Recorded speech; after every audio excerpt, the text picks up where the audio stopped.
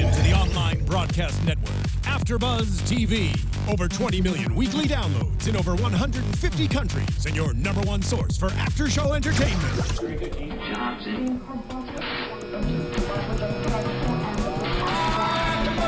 AFTERBUZZ TV, the destination for TV superfans. Producing after shows for over 300 of your favorite TV shows, interviewing celebrities and showrunners, and bringing you behind-the-scenes exclusives. All thanks to E! Entertainment's Maria Menounos, producer Kevin Undergaro, and internet leader Akamai. Now, let the buzz begin!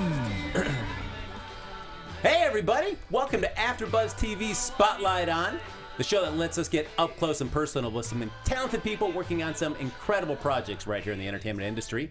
I'm your host, Frank Moran, and my guest today is a multi-talent threat. I guess we can call you that, multi-talent threat? I'll take it. Yes. I'll take it. He's been in some of TV's most popular shows, including Castle, NCIS Los Angeles, House of Lies, Jesse on the Disney Channel. But he's also politically involved as well. If you see the New York Times there, you may have seen his photo right there on the front after the Iowa caucuses as well. Yeah. His latest project, Love Is All You Need, is going to be debuting in March at the CineQuest Film Festival. Ladies and gentlemen, let's give it up for Blake Cooper Griffin. Thank you, thank you. We're getting up close and personal. Yes. That's right. I like that. Absolutely, yes. Thanks for joining me. Thank you. I know. The intro. I said, "Who is that person?" That sounds pretty good. I'll take it. we slipped you some money before we started here. It was a nice deal. I'll tell you that. Yes, Blake Cooper Griffin. Yes. Yes. Yeah. There you go. Now, speaking of that, I mean, as you're talking about all these niceties and stuff, I was reading an article, and at the beginning of it, said that it compared you to some of Hollywood's oldest icons, like Paul Newman, Robert Redford. How did it feel when you read an article about like that and they compare you to some of those old Hollywood icons? How does that make you feel? Well, I thought, how much should we pay them? You know what? That was really nice. It felt really good, and basically what I want to do is play interesting characters, and all those people I really look up to, and are some of my icons. So it was pretty cool to read. And yeah, so it was great. It was great. Is it kind of nerve-wracking when you're compared to people of that kind of stature and talent, where you're like, oh man, I really got to step my game up? Or it's like, oh, no, all right, yeah, they're spotting what I'm bringing. All right. Well, sure, it's a little nerve-wracking, but I hadn't really thought about it until you brought it up like that. So I'm just getting nervous right now, actually. So Frank, here we go. Sorry, Blake. All right.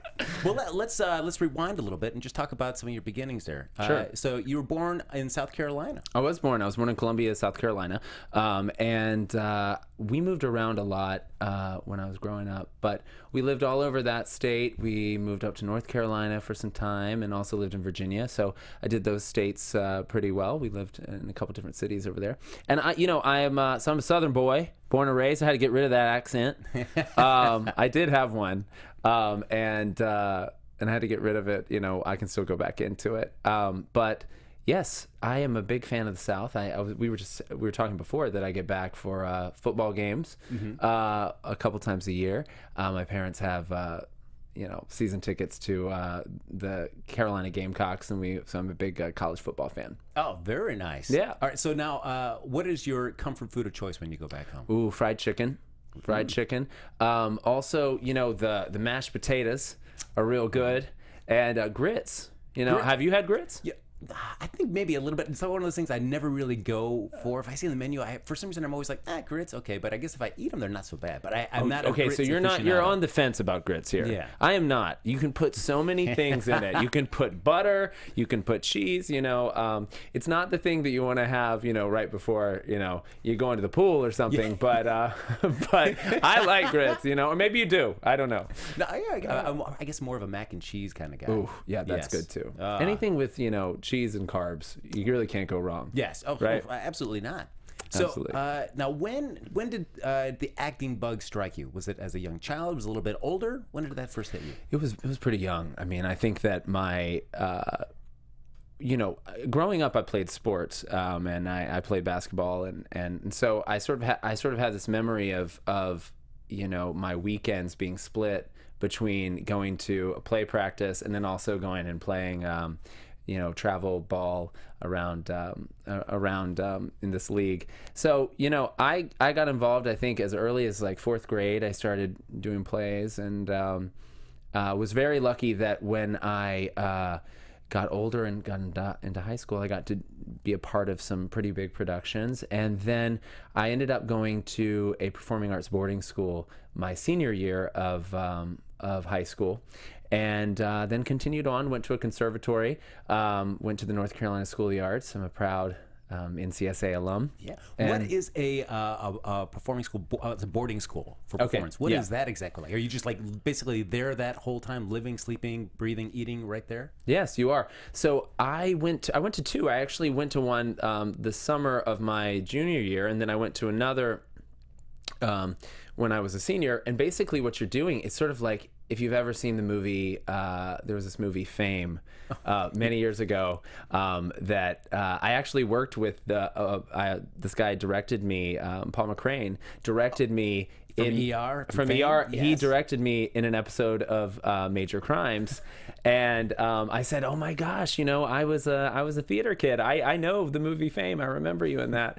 And so it's sort of like that. It's sort of like that. You really are kind of, you know, going to school and you're doing all of your general studies just like you have to for any high school, and then you're doing you know, acting classes and singing classes and, you know, movement classes that you can be somewhat coordinated. And that was always a thing for me, like, how do I make this not, you know, I'm very tall. But you're also an athlete. I feel like coordination should be kind of natural, right? Okay, Frank. Sorry. Okay. All right. I'm not meeting Frank's standard here. I'm putting Blake right on the spot. Come on. But anyway, so yeah, it's sort of like that. And you know what's cool about it too is that you make friends with these people that I'm still friends with many of them. You know, I have a friend, Sarah, who lives in Atlanta now, and you know, I just talked to her this morning, and she and I were in boarding school together, and you know, so many of them I'm still in touch with. So who was your, as we're talking about Fame, but who was your Debbie Allen? Who was that teacher that really kind of, whether that kind of just like struck a chord with you and really just like kind of solidified, like, yes, this is something I really want to do? Well, I have to say that's very easy for me. So my teacher that I would say would be like Debbie Allen was actually taught me mostly whenever I went to college, the conservatory for acting, and that is this teacher, Tanya Beloff. She's a Russian sort of Stanislavski trained acting teacher, and she was so involved in my life. And is still very involved in my life. I talked to her yesterday. I talked to her 3 times last week. I'm really very lucky that you know, I can almost, you know, I think about her, and it's very emotional for me because she believed in me really before I believed in myself. When you're in drama school and you're figuring all of this out and you're thinking about this career that really you have no scope for. You know, I didn't know what it would be to move to Los Angeles and start an acting career. I didn't know what it would be to, you know, embark on that in any city. And then you have someone that really believes in you, and that is Tanya Beloff. She would give me notes after every play I did. Even if she wasn't the director, she would say, you know, I thought that this was a really strong moment, and this, you know, you seemed like you were thrown or something like that. And she would really help me. And she also sort of, you know, in class would really support me and you know, give me a lot of opportunities to grow. And even since I've left, I've called her about characters. I've had questions and been like, I'm kind of struggling with how do I work with this, and she's given me advice. So yes, that would be Tanya Beloff. That would be my my teacher that really made a difference. And did she come from a nurturing place, or she was more of like a tough love sort of person to try to kind of help you grow? I think it was both. You know, I mean, she was honest with me, and I think that is maybe I think kind honesty is one of the biggest forms of love that someone could give you. You know, she was certainly nurturing about it, but she also, you know, was, you know, upfront, you know, this is what I think you need to do. Because as people know in this profession, you know, it's, you know, you're always up for the next thing. So, and I've really been committed to making a life out of this and really doing things that I care about and and I've been lucky that I've gotten to do projects that I think are important or are, you know, funny, or, you know, whatever it is. I've had a diverse run at things thus far, and I really hope that continues. And I really do think a main part of that is because of people like Tanya Beloff that taught me that, you know, taught me that it's important to be on top of your game in every single thing, and held me to a high standard. So yeah. How do you think that your talents changed before you went in and you had Tanya, and as you left? How do you think you grew and changed as an actor? Well, I think so much of becoming an actor really, or developing as an actor, is about experience. So I think a lot of it's growing up, but a big part of it is having people that believe in you. I'm going to go back to that. Is that having people who say, I'm going to invest in you. And I also I've had other mentors that have done that. There's this guy who sits on the board of directors for the conservatory, Tom Keenan, who's also been really great and has supported me. And whenever I first moved out here, actually, I wanted to continue studying acting. He paid for my acting classes. I mean, I've had people that really invested in me.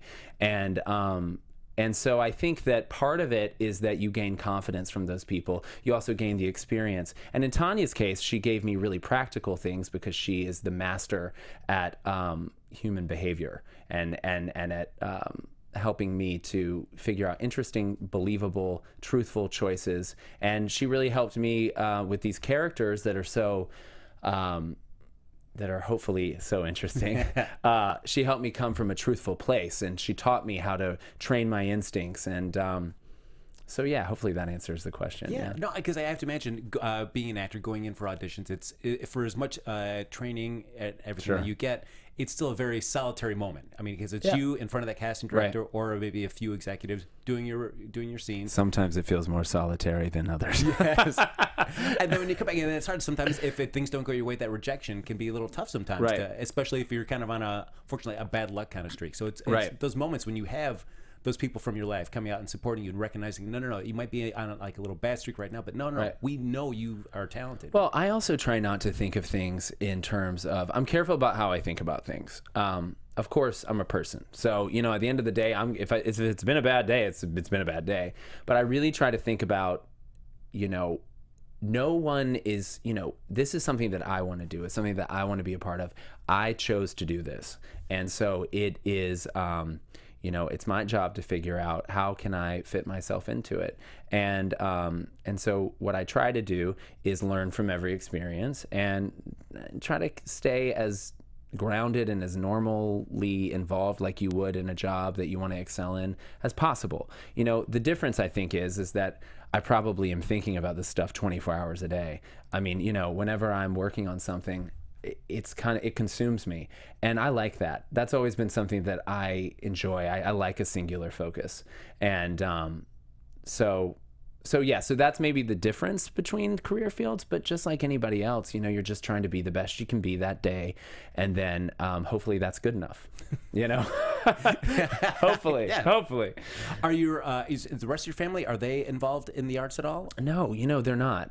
My mom is a wonderful, wonderful woman who was a teacher for many, many years, and my dad's a business guy, and my sister is she's studying to be a nurse right now, and so but we come from a really funny, colorful family. And just everybody is looking for the next joke, and but we really care about each other too, so they've supported me and are always very excited whenever something's coming out, so that always feels good.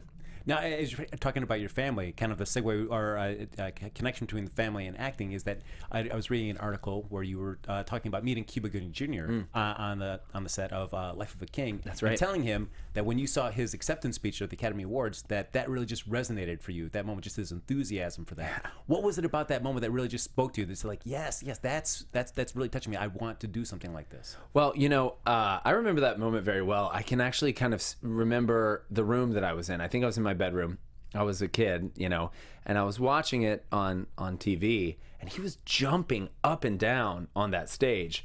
And I remember thinking, like, I really want to do that. I want to be a part of that world, because you could tell that it was coming from a place that it really mattered to him. This character he had invested in, and also, the story of it's not easy. And you're every day you're climbing a mountain, you're pushing the ball to the top of the mountain, and sometimes it just rolls right back down, and you got to kind of do it again. And you could feel that within him. And when I was a kid, maybe I didn't recognize that. I probably didn't know all those things, but there was something that was sort of infectious about his energy. And so when I got to meet him, I went up to him and I was like, I'm working with Cuba Gooding Jr.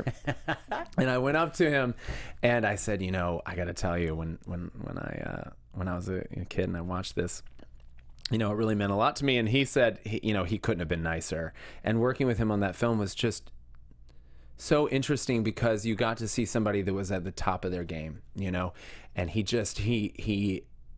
knows what works for him.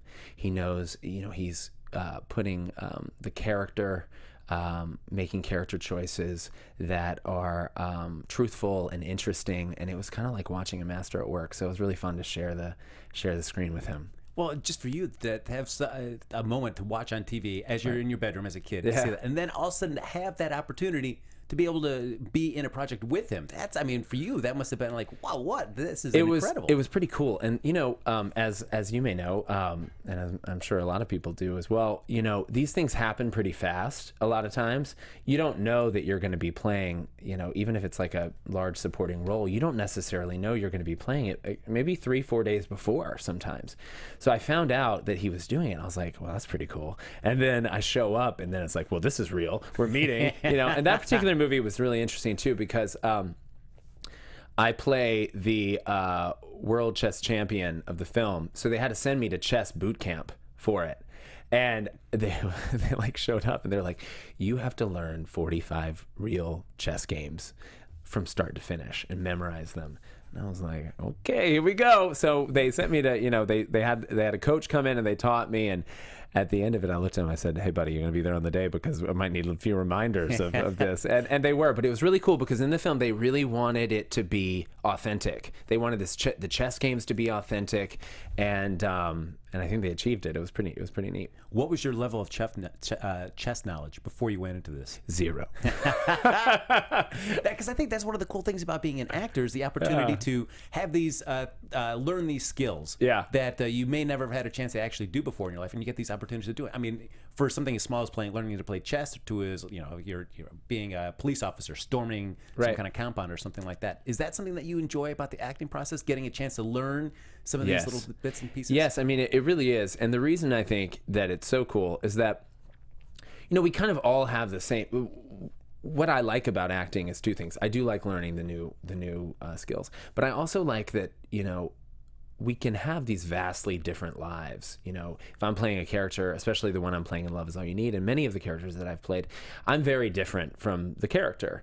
But what's fascinating to me about it is that we kind of all have the same emotions. We all have the same, you know, thoughts and feelings at certain points. I may have less of that or more of that depending on my life circumstances or who I am. But that's kind of what connects us to these characters, right? And I think is why when we go to the movies, we watch and we're like, I know what that's like, and it excites us, you know.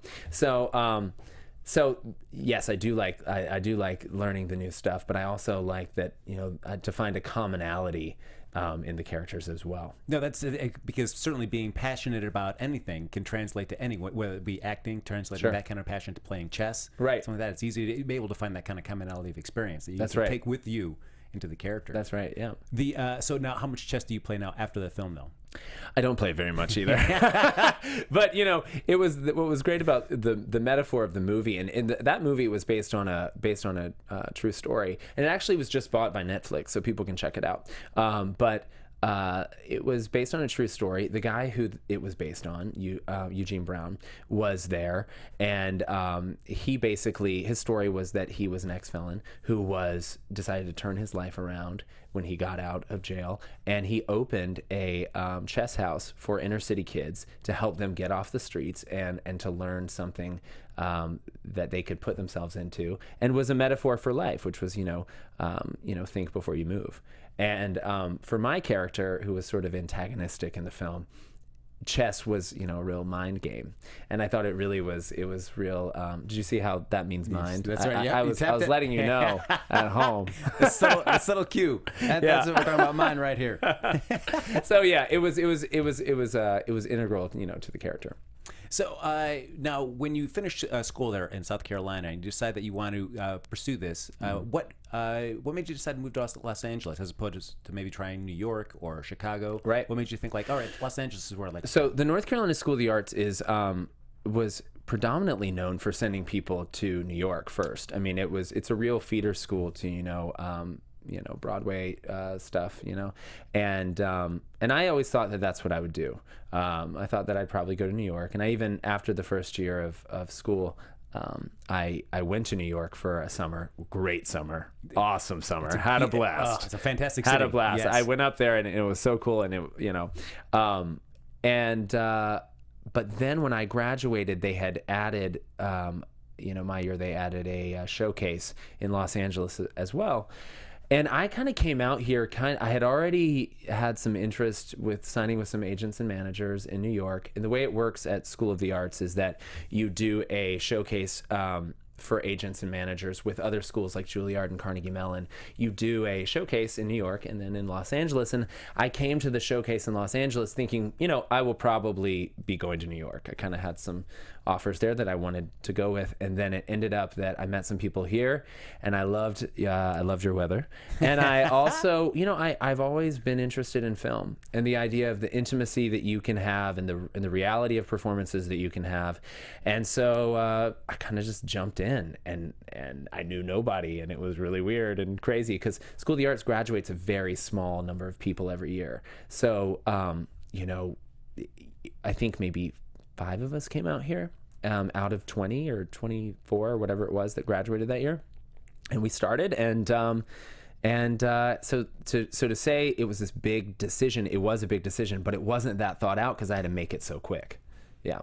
But it's nice to at least have 5 people out here, so it's a Right. little bit of a support system. It was, out here. and I lived with 2 of my buddies, Shane and John. We all moved into a valley apartment. We did the thing. One of them, I was living in a bedroom, and then one of my buddies, Shane, was actually living in the we turned the den. We had a really big den, and we sectioned it off, and we made an extra bedroom because it's a lot more expensive here than North and South Carolina, rent. So we were living the dream, though. It's pretty cool. It was pretty cool. It really was. What was it like being out here? That you're just like, all right, you're starting off. You're living in the valley. You're like, all right, we're actually out in Los Angeles. We're gonna start making a go at this. Well, what was it? Was it just an exciting time where you're like, oh man, this is a little bit more than I thought? I think I was shell shocked a little bit, to be honest. I was sort of, I was like, you're sort of waiting. You're like, when is it coming? When's that good thing coming?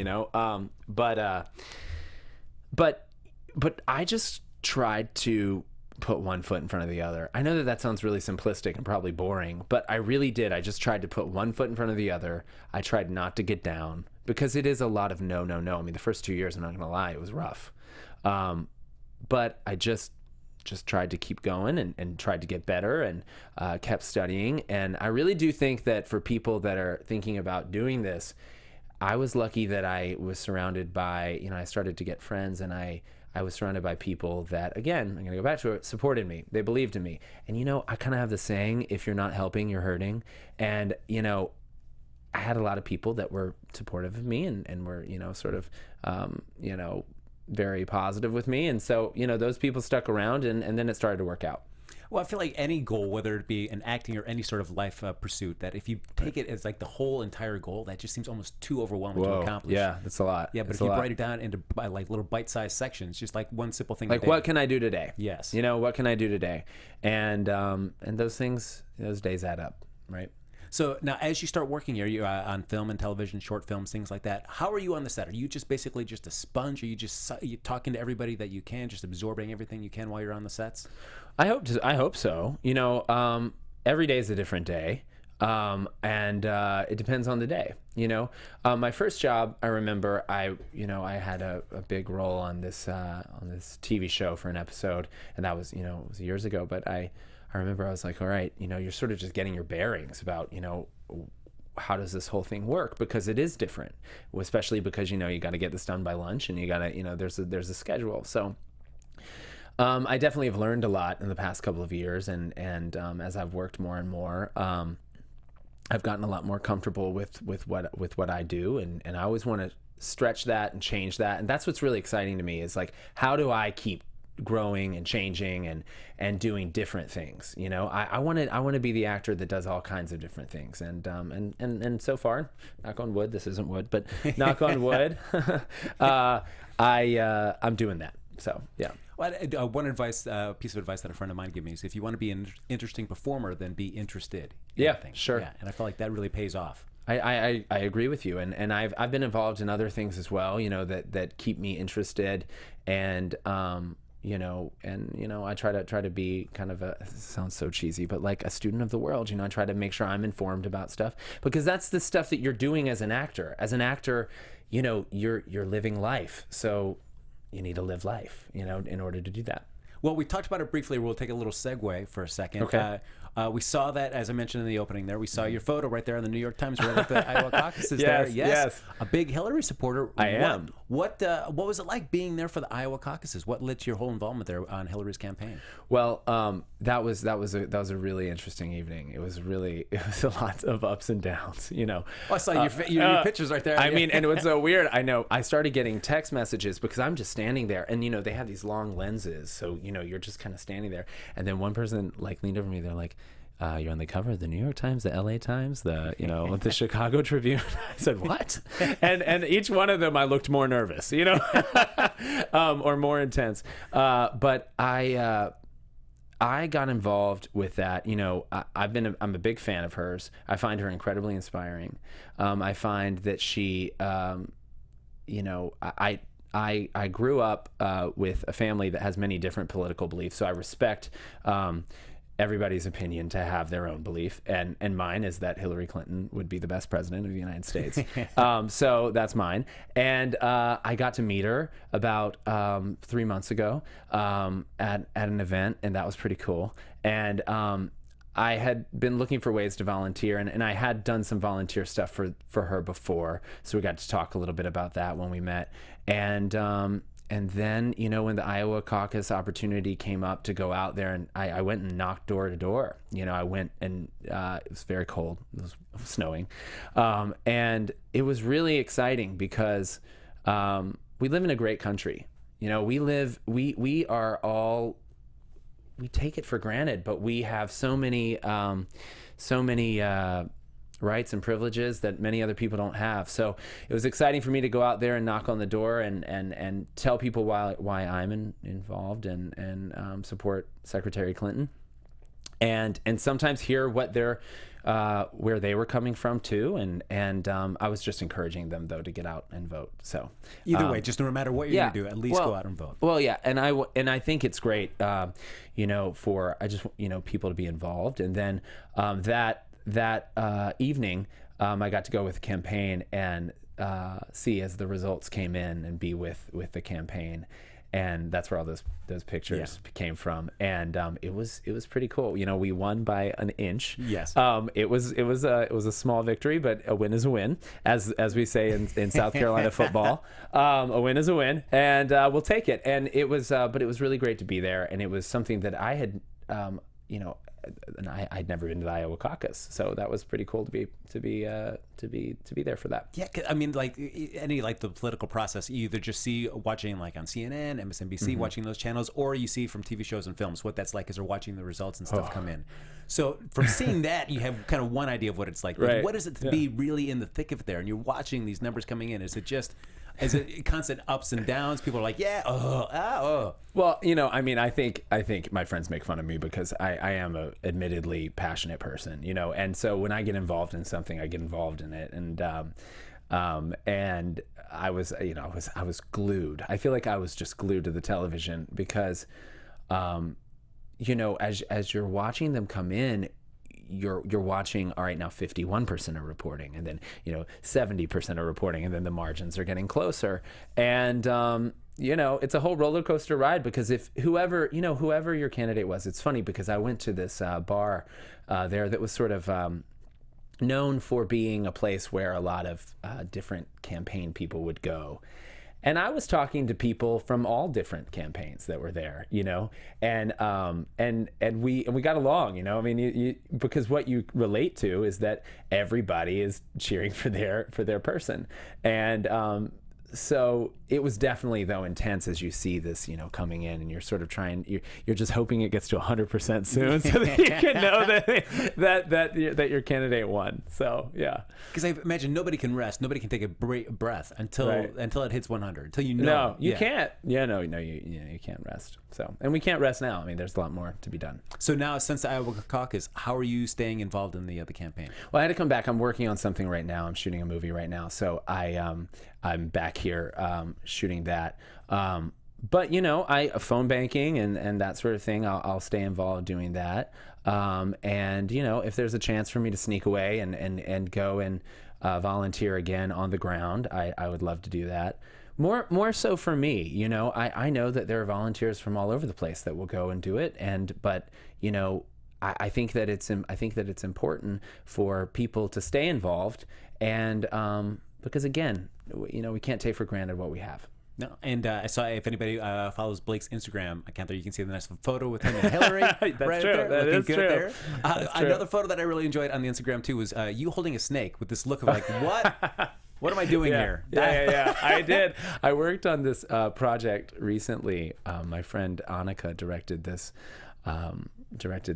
film project, and I play a life-size Ken doll or a Ken doll that comes to life, rather, but is also the leader of a nefarious cult.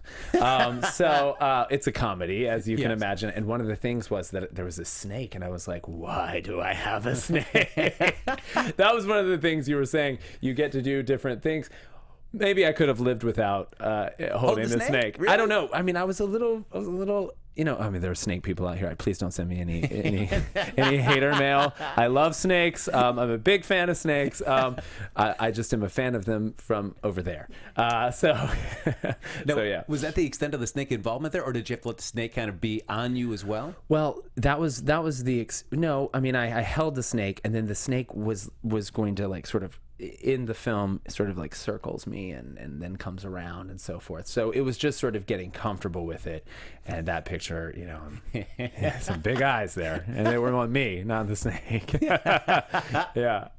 And some of the other projects that you worked on, and you've had a chance to work with some incredible actors and directors. You did Helen Hunt's first feature directorial debut. Well, she actually directed a film called Then She Found Me, first, and I actually got to go to the premiere of that movie, and I was such a big fan of her work as a director, and obviously as an actress, she's at the very top of the game. She is so truthful and so committed, and the type of actor that I would aspire to be, much like Cuba Gooding Jr. These are people that have invested their lives in how to tell stories that are truthful and hopefully add to the conversation. So she directed that, and then she wrote and directed and starred in Ride as well, and I got to play a fun little part in that. So that was cool. And then recently I got to do a episode of TV that she did on House of Lies, another fun little role. But it was a blast to it's a blast to work with her again, and to follow her career too, as it just keeps getting deeper and better as she directs more and is hopefully in many more movies, because I love watching her work. What is it like being directed by somebody who's also an actor as opposed to somebody who's just a director? That's a great question, because I feel like what was so cool about working with Helen Hunt, besides it's Helen Hunt, is that she really understood where you were coming from. There was a scene or something where I remember I was holding something and there were many things on this thing that I was holding, and she's like, okay, this is setting you up for failure, and she was like, let's move this around, so she can kind of see ahead because she's been there, and so that was really cool. Yeah.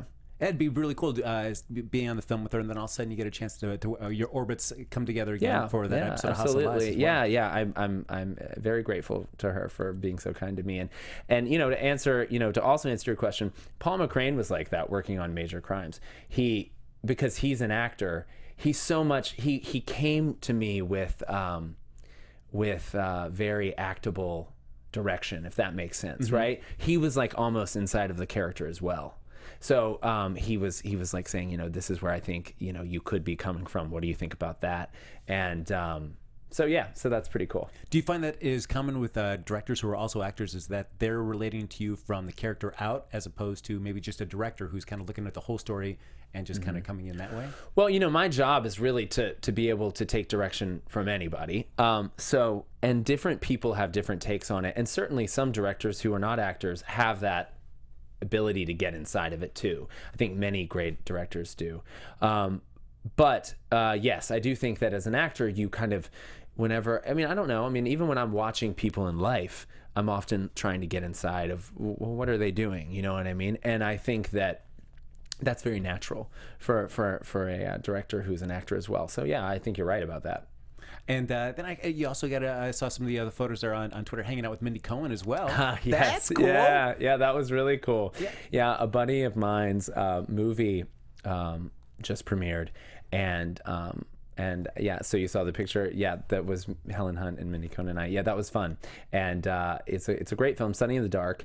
It's coming to iTunes. I think people can catch it. Very, very interesting performance by Jay Hughley in that, the lead guy, and such a great actor too. And so I was happy to go out and support a friend and get to see the movie and hang out with Mindy Cohn as well. Oh, right, there you go. Well, Yes. let's talk a little bit about your latest project there. Yeah. Love Is All You Need. Sure. So as we mentioned at the top, it's debuting in March there at the Cinequest Film Festival. Yeah. But now it got its origins there as a short film by Kim Rocco Shields and That's David right. Tillman. Yeah. So now, did you see the short when it originally came out?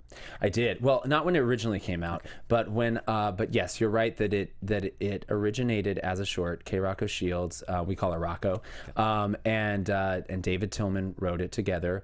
Rocco directed it, and it took fire. Really, I mean, it got 60 million views on YouTube, and was translated into 15 different languages. It really struck a chord. So the premise of Love Is All You Need, both the short film and the feature film that I'm in, is that it is in a world where gay is straight, straight is gay, same-sex couples are the norm, and heterosexual or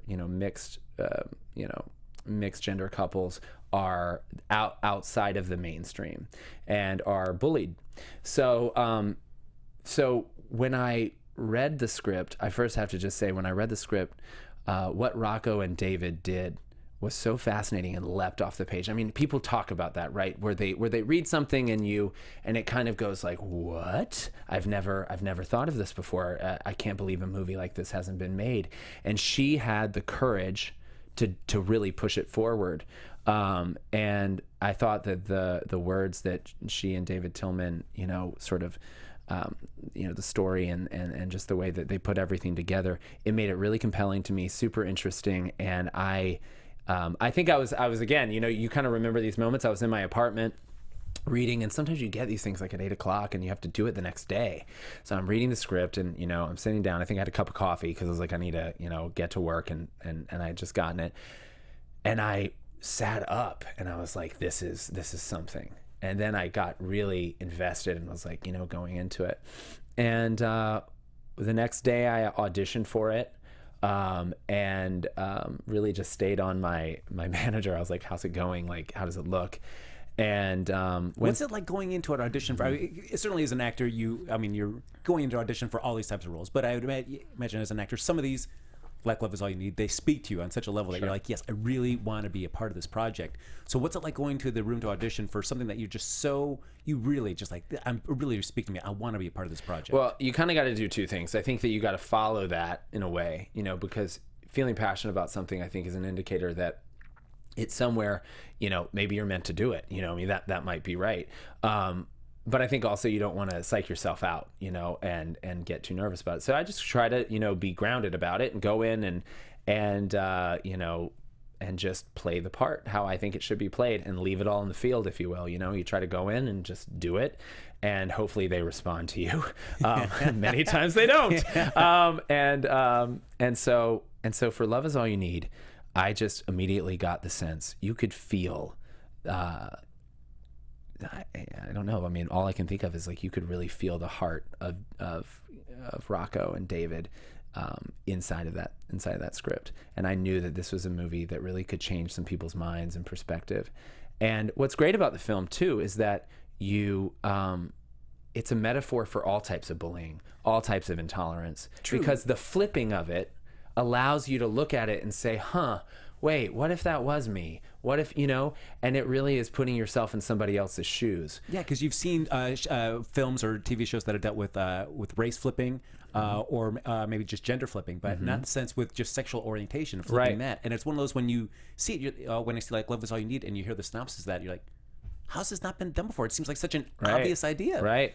Well, and all of that goes to the courage of and the persistence of Rocco, because she got the short made. It obviously had a big impact, and then she went to make the movie, and as movie making is, it's a difficult process, and a lot of people say no, and she very much feels that this is her mission to do this film, and I was so intoxicated by that. When I went into the audition, I first read for, so just to give a little setup, the story takes place on a college campus, and it's there is a guy and a girl, a Ryan and Jude. Ryan is played by Tyler Blackburn from Pretty Little Liars, and Jude is played by Brianna Evigan, who's a really good friend of mine.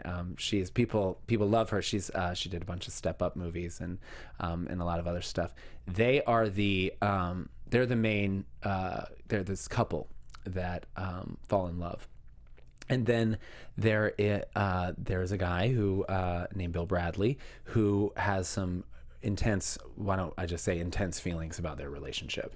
And I don't want to give anything away, but has some intense feelings about their relationships, and the story kind of unravels from there. When I initially went in to read for Ryan, as the guy in the couple, and for I didn't hear anything back, and for whatever reason I kept thinking about this project. I thought, this is so interesting. It's one of those things that you really want to be a part of, and then like 3 weeks later I got brought in to meet the director, and I was really surprised, because I kind of had thought, well, that's gone, got in to meet the director and meet Rocco, and then also David and the producers, Michael and some other guys. And I was like, this is awesome. And I saw they're bringing me in for Bill Bradley, sort of antagonistic character. And I was like, oh man, this is interesting. This is really interesting. And I went in and I was, I left that audition thinking, I really hope I got that. And I guess it worked out. So now, so you're talking about Bill Bradley's character. You said in an article that what you found about Bill, you really wanted to get underneath and find out what was really going on there. What was it about Bill's character that really made you want to get underneath and like, what is going on with this guy? Well, I think that, characters that are sort of the antagonist or are the opposition in the film, it's so essential. I mean, that part is so essential. You can't have a story unless somebody's causing a challenge, right? So I thought that, first of all, I was taken by that. Also, he's very different from me. I mean, this is not the nicest guy. I think we can just say that. If you've seen the trailer, I'm not giving anything away. Even from the trailer, you can just see that he's not the nicest guy. I wanted to know what that was about. And I wanted to figure out, where does that come from? And there was just something really interesting in the way that they wrote the character that gave me a lot to hold on to. And there are really some moments in the film, I can't wait for you and for others to see it. There are really some moments in the film that I was like, wow, getting to do that, getting to be a part of that was a real stretch and a real challenge as an actor. And also such an important part of the story. Now, as you're kind of figuring out what makes Bill Bradley tick, is that basically you just kind of figuring it out yourself, or are Rocco and David Tillman, are they like, oh, talk to us, what are you thinking about this character? Or did they come to you with some ideas like, this is what we're thinking that the character's coming from? Well, the first thing that you get is the script. The script is really sort of your Bible in a way to get to figure out what where is this coming from. And for me, I think I found out that I'd be playing the part about a week before. It was pretty quick, but a week sometimes is more than you get. This movie I'm working on now, I found out like 2 days before or something that I was going to be playing the lead in the movie. So I mean, it's sort of like, you're just sort of sometimes finding out last minute. But I was able to sort of just haul up in my apartment and I read the script over and over and over. And I just sort of imagined, what would that be like? What is it like to be inside that? And I try to think about what's going on and in that character's life. And you're kind of creating it, and you do all that work really before you meet anybody. And so I watched a lot of videos. I did watch the short again. I had seen it when I went in for the first audition, but I watched the short again, and I tried to figure out what this world is all about. I play a college quarterback and fraternity president, so I also thought about that, a lot of like power roles that the character has, and why is that important to him, and just really tried to get inside of that. I thought about some people that I know. That might remind me, a little piece of them might remind me of Bill, and then for the rest I watched videos, because luckily I don't know many people that remind me of Bill Bradley. So I watched a lot of videos about some some tragedies, unfortunately, that have happened because of bullying, and really that was the thing about this film, was that everybody had this sort of mission. We had this mission that voices who haven't been heard were hopefully going to be heard because of the making of this project. There are people, I don't want to get too serious, but there are people whose lives, have literally been on the line because of bullying. And it's important for those people's voices to be heard. And so even though I'm playing on the other side of it, really, I felt honored to be a part of something that would be hopefully giving voice to some pretty awful things that have happened to people. Yeah, because it just feels like that tolerance is so hard to find people just to be accepting of other. You may not agree with somebody's point of view or beliefs, but at least be accepting of that. And it feels so, it's so hard these days to.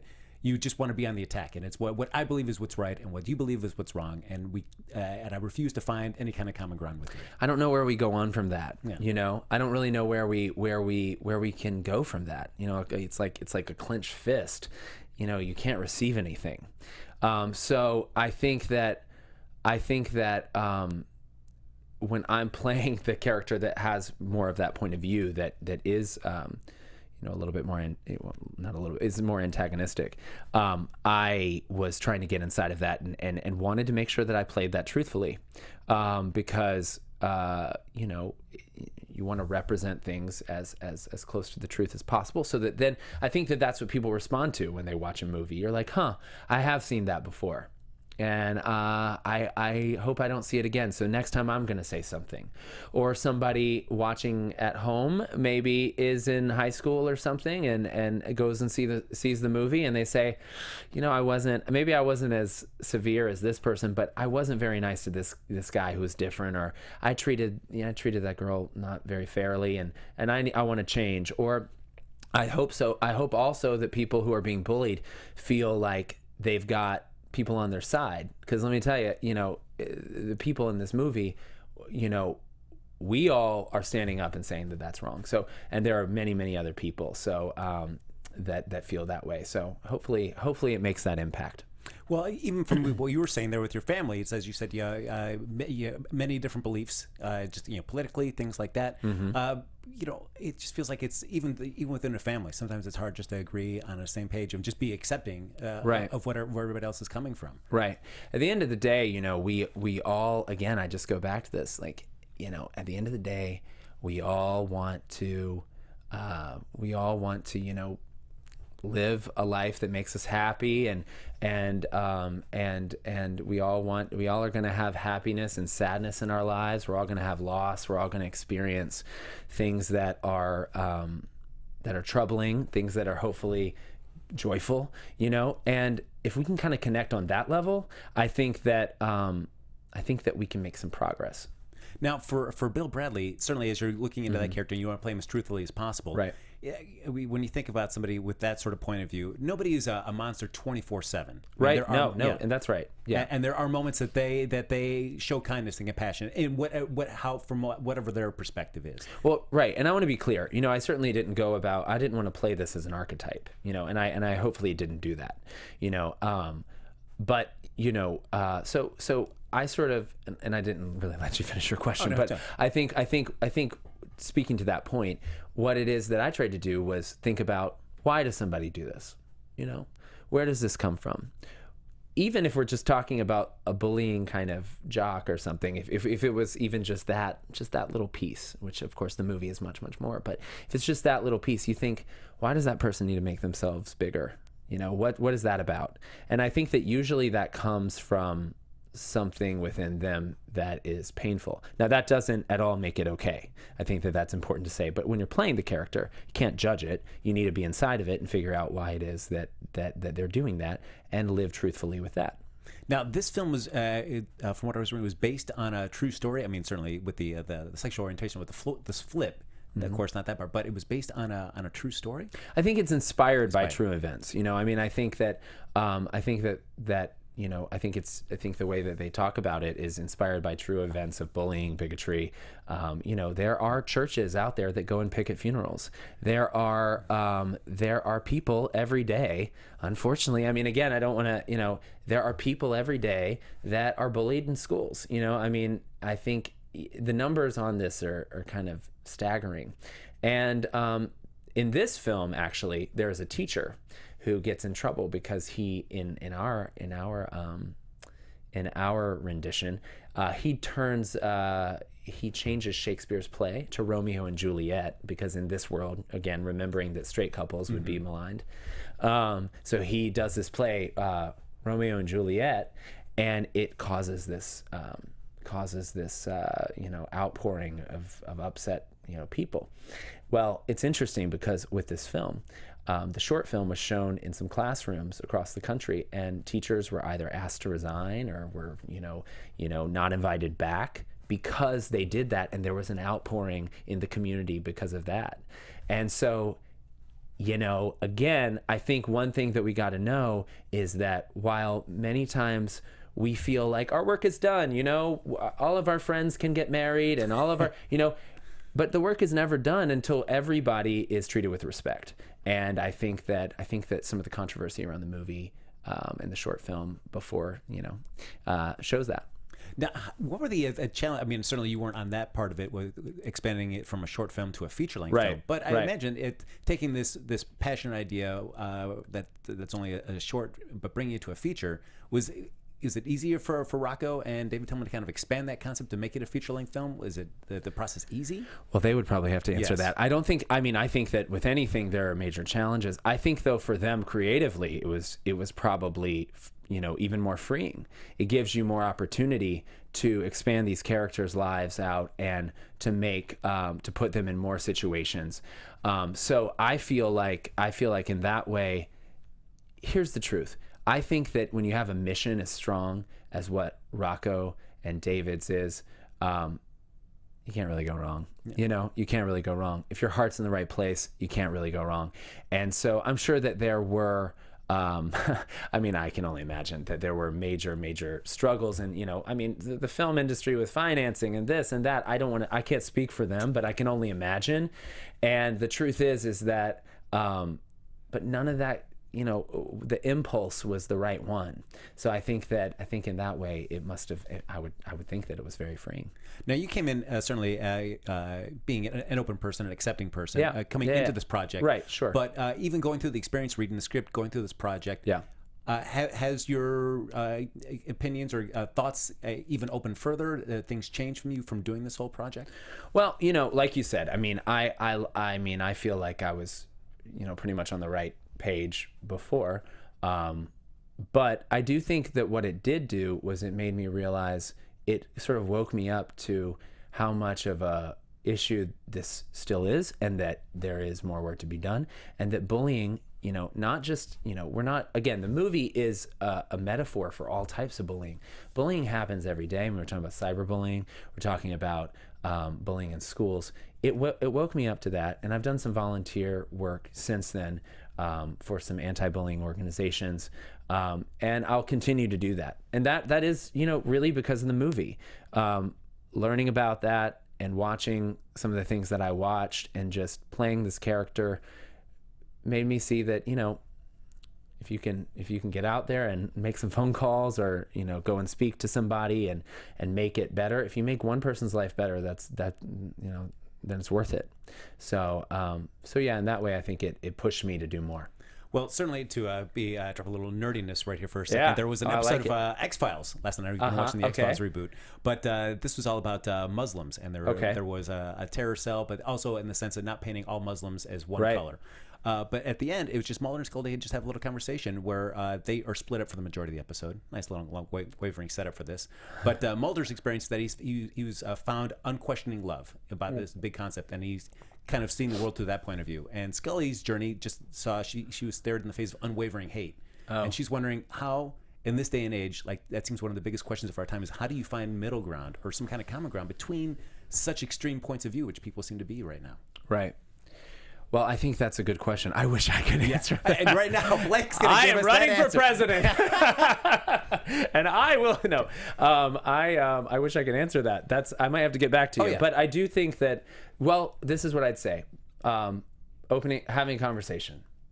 Being willing to have that conversation. Again, it comes full circle. Whether it's the movie, or it's or it's real life, somebody's being bullied, or it's being able to start a conversation and say a conversation with yourself, with other people, and saying how can we be better, how can we be nicer to people, how can we treat people with respect, because look, you're not going to like everybody, that's okay, you don't have to like everybody, but at the end of the day, respect everybody, and that's what I try to do.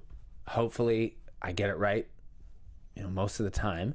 And I think that's what the movie is saying, is put yourself in someone else's shoes. Somebody asked me, what would you say to someone who is bullying other people? What would you say to them? And I think that the thing I would say is, how would you feel if that was you? And I think we're missing that piece right now. In the conversation as a whole is, well, it really could have just as easily been me, and so I think that if we put ourselves in other people's shoes and can be more empathetic, I think that could start the conversation to maybe bridging the gap between people. And so now the film is going to be heading at the Cinequest Film Festival in March. I'm so excited. Yeah? I'm very excited, yeah. I can't wait for people to see this, I'm losing my chill a little bit, I got, I need to, because I really want people to see it. Yeah. It's, so now where is the Cinequest Film Festival located? It's in San Jose, so it's right outside of San Francisco. This year it's being headlined by James Franco and Rita Moreno. So they're headlining the festival this year. I'm excited. I've never been before. I've heard of Cinequest. I'm super stoked to get to go and be there. And my mom's actually flying in very cool. for the world premiere, so that'll be fun. And we are premiering on March 5th, so we would love for people from the LA area to come on up, because it is drivable. You can also fly very easily, and it premieres on March 5th. I believe that there's an encore screening the 6th, and then also Wednesday the 9th. Hopefully, I've got my dates right, but I'm really excited. Apparently it's a very big festival. I think it's like 100,000 people come every year. So it's a lot of great films. And I'm excited to go up there with my buddies that I worked with on this film, that many of whom I've become such close friends with because of the film. Which I think is kind of rare. You do these projects and it's not anybody's fault. It's just like everybody's busy and you go on to the next thing. But I really think, we've made a real effort to stay close, and we just like each other. So it's going to be fun to be with Rocco and Brianna and Emily and the whole gang. Oh, that's fantastic. Yeah, it's always nice when you can find that troop that you can be with there, that you can just be friends with or collaborate on different projects, things like that. Absolutely. Absolutely. So speaking of other projects, while we got that coming up, the premiere happening in March, what else are you working on right now? So right now I'm working on I'm shooting right now. This is my day off, so I'm glad we got to do this today. I'm shooting a TV movie I can't give too many details about it yet, but there'll be more. It's just us, Blake. It's cool. I know. Yeah. No, it's not going anywhere. Not going anywhere. These mics aren't on. No. Don't worry. But if you follow me on Twitter, on Instagram, I'll keep everybody up to date, or on Facebook or whatnot. But I'm having a good time. We're shooting here in Los Angeles, but we're shooting kind of like in the Deep Valley. And what's funny is that the call times for this are very early. I mean, it's like I've been getting up 4 a.m. every day for the past couple of weeks. So I including today, because I was like, I got to keep on the schedule, So, so you didn't have to be up at 4 a.m. today. But no, you just but did I just kept to keep... with it. Well, I didn't do 4. I'm not going to lie to you. I let myself sleep into 6, but but I wanted to keep on it, as you can imagine, so that I mean, let me tell you, 6 o'clock felt like vacation after a bunch of 4 a.m. get up. So, although the benefit of doing that is the LA traffic is phenomenal. None. 4 a.m. I mean, there's none. It's pretty cool. Yeah. I know. I went and got Starbucks, and it was funny because usually I have a hard time getting out of the house. Sometimes I feel like everybody. It's hard to get yourself out, and when you get up at 4, there's nothing to do. That's true. You shower. I was like done in 15 minutes. I was like, well, I guess I should go to Starbucks now and get some coffee. So anyway, that's what I did. But it's a great film. It's a very different thing, for me. It's a romantic comedy, and it's got a great cast, and I get to play a real nice guy. So that's good. Oh, all right. Yeah. Yeah. I know you mentioned a couple of the roles, just antagonists. So now being the nice guy. Yes, I'm the nice guy. How are you enjoying that process now? It's very different. It's very different. I've played a bunch of villains, and I mean, I've also played I've done a lot of comedy too, but this is cool because I'm just, I get to just say like nice, loving things to people, to my girlfriend in the movie, and it's pretty cool. And he's a good guy, and the way that it's shooting is, it's shooting in like a month, so it's it's pretty quick pace. So we're shooting a bunch of pages a day, and I'm really enjoying working with these people. So yeah. So now, when you're not here working on a film or anything like that, or you're not touring, going to festivals, promoting all the other projects you're involved with, what do you do when you're here in LA when you want to just relax and unwind? Watching CNN all the time. That's it. Well, I guess that's true. We're getting ready. We're deep in the presidential What am I run. doing? I don't know. I like to go out with my friends, probably like everybody. I do like hiking. I mean, it is, since we are in LA, there are some things that we get to do here that I didn't necessarily get to do when I lived on the East Coast, because there just weren't, we didn't have Runyon Canyon or Fryman Canyon or, or those sort of things. So I go hiking a lot. I do like to go out to dinner and hang out with my friends. I've got this place near my house called the Pikey that I hit up a lot. It's an Irish pub. I like it a lot. But other than that, I like to just stay home. I know that sounds stupid, but I just like to stay home. I have a dog who I'm obsessed with, and we go walking and hang out, and I like to kind of be lazy, so. Are you a book reader, movie watcher, video game player? I am a book reader. I'm not a video game player. Was never very good at that. And I do like to watch movies. I watch a lot of news. I watch TV too. I mean, I'm into that. No pickup basketball games? Sometimes. I mean, there's not a park right by my house. Sometimes when I go to the gym, I'll go and play a game of basketball. But yeah, I'm a big fan of game nights. I like to have game nights and play charades and charade. That's I'm your a little game of competitive. choice? I'm a little competitive. I'm not gonna lie. I always have to win. No, I understand that, because I feel like charades is always one of those games where it's like, how can you not understand what this movement is? Have you ever played Mafia? Yes. Oh well, that's the one. I haven't played it as Mafia, but I played it as Murder. Okay. So that version of that. But yes. Yeah, it's pretty cool. Oh man, when it gets down vicious. That is the best. I'm very good. Are you? You should invite me to your next game night. All right, yes. Oh, we'll see that, man, because I feel like anytime I get placed as for exactly what they call you in the Mafia, but if you murder, you're just a murderer for that. Yeah. But man, I always feel like I'm trying to be cool, but I know I never pull it off. Yeah. And people are always able to spot me, like, no. Right. Yeah. Sometimes you can use that to your advantage. You got to find a way to spin it. Yeah, if you can play multiple games in a night, that way, and you kind of fool them. Yeah, it's like the rope-a-dope technique. Gotta set it up. Gotta set it up early on. That's right. And then when it gets down, what's your attack move when it gets onto the final two people, and it's like, all right, or final I three? When it can't, gets I can't tell. three? You know what I will tell you? I think you do the whole like, guys, look. I mean, you don't have to believe me. That one usually works on people, or like, I think a lot of like vetting against the other person, like you're making a big mistake, but I can't save you. You're gonna do what you're gonna do. That sometimes works with people. I feel like my worst tell for that is that for some reason I get like really short with my rebuttals. Yeah. Where I'm just like, guys, I mean, I'm not gonna waste any of our time. It's like clearly it's not me. I'm not the guy. No, Why are we wasting this? No, Frank, we gotta go another way. I'll open my coaching school for Mafia. All right. Yes, I need or murder, or whatever people call it. I need to step my game up for that because I'm getting picked out too early in these games. Okay. All right. Everybody, that is going to wrap us up here for this AfterBuzz TV Spotlight on the one, the only Blake Cooper Griffin, everybody. Thank you guys so much. I appreciate it. So now, Blake, if they want to follow you again, where can they follow you there on the social media? Great. So you can follow me on Facebook. You can look up Blake Cooper Griffin Actor, on Twitter @TheGriffster, GRIFFSTER, and on Instagram @Blake Cooper Griffin. And Love Is All You Need, they have a Facebook page as well. They do, yeah. Yes. Like the Facebook page, go to the website, like the Twitter page. Lots of updates on how you can see that moving forward, even after CineQuest. There you go. And it's on March 5th. Take a drive up to San Jose. Come on up with us. It's a beautiful place. Come sit by me in the theater. We'll have a good time. Oh, hey, all right. Yeah. Look at that. How can you beat that deal at all? Come on. All right. Share Thanks popcorn. A popcorn date with Blake Cooper Griffin? That's right. Is your mom going to be cool with us sitting next to you? Come on. We'll have a whole group right here. Love it. Yeah, I love absolutely. It. All right. Thanks for watching, everybody. You can check out all the great TV shows after shows we have here on AfterBuzz TV. Like us on Facebook. Watch us on YouTube. Give us 5 stars on iTunes. All this great stuff. I've been your host, Frank Moran. You can follow me on Twitter @HappyGoJackie.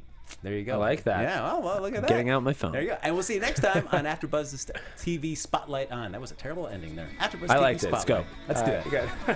From executive producers Maria Menounos, Kevin Undergaro, Phil Svitek, and the entire AfterBuzz TV staff, we would like to thank you for listening to the AfterBuzz TV network. To watch or listen to other after shows and post comments or questions, be sure to visit AfterBuzzTV.com. I'm Sir Richard Wentworth, and this has been a presentation of AfterBuzz TV. Buzz you later. The views expressed herein are those of the hosts only and do not necessarily reflect the views of AfterBuzz TV or its owners or principals.